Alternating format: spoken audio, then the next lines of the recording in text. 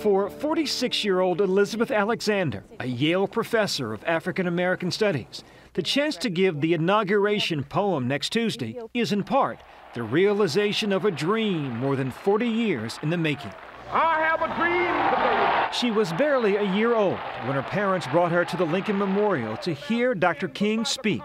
Her father was a civil rights advisor to President Johnson. She was a part of history then.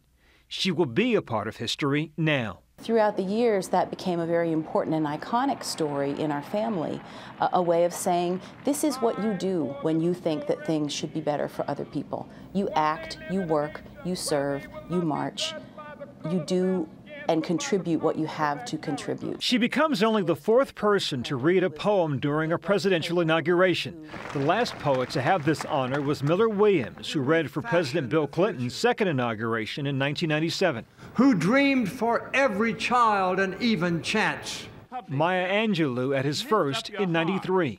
Each new hour holds new chances for new beginnings. Robert Frost was the first during President John F. Kennedy's inauguration in 1961. I'm not having a good light. Frost actually recited an old poem he'd memorized. Blinded by the sun, he couldn't read the poem from the podium he'd written for that day.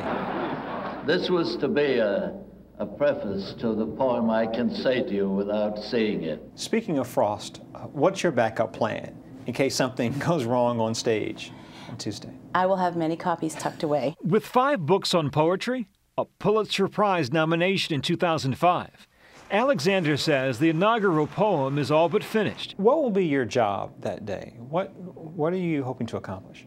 I'm hoping to offer language that will give people a moment of pause, that there is almost a quiet pool in which they are able to stand and think for a moment. I think that's part of what poetry does. It arrests us. Alexander says she's not nervous, she's humbled.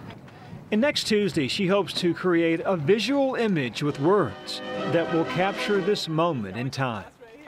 Byron Pitts, CBS News, New Haven.